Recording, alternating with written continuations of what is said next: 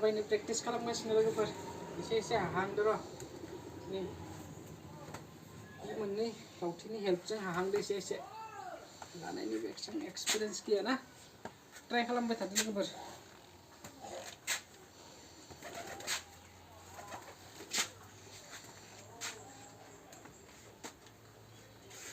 एसे थाबायदावबाय थायाबा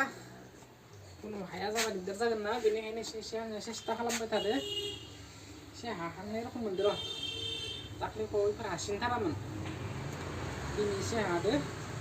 दिनै एसे गाबोन एसे ट्राइ खालामबाय थानांगोन लोगोफोर उपाय गैया प्रेक्टिस खालामगासिनो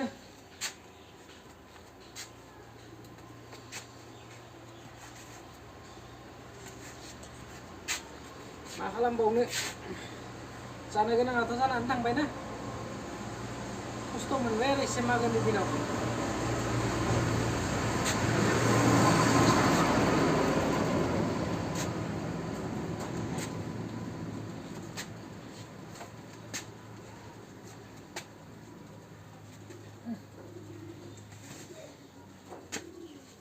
एसे मेंजासे थाबायनि र'